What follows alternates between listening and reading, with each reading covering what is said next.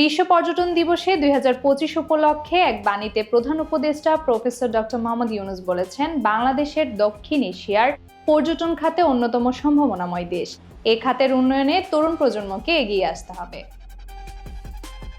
তিনি বলেন, জুলাই গণঅভ্যুত্থানে পরবর্তী নতুন বাংলাদেশে পর্যটন হতে পারে বেকারত্ব দূর ও পরিবেশ রক্ষার কার্যকর হাতিয়ার।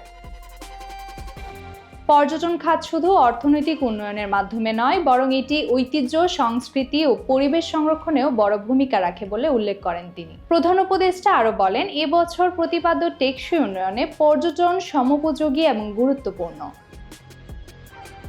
তিনি বাংলাদেশের প্রাকৃতিক সৌন্দর্য, ঐতিহ্যবাহী খাবার, বৈচিত্র্যময় সংস্কৃতি এবং মানুষের আতিথেয়তার কথা উল্লেখ করে বলেন, এই সকল উপাদান দেশি বিদেশি পর্যটকদের আকর্ষণ করতে পারে। পর্যটনের এই অপার সম্ভাবনাকে কাজে লাগিয়ে টেকসই উন্নয়নে সচেষ্ট রয়েছে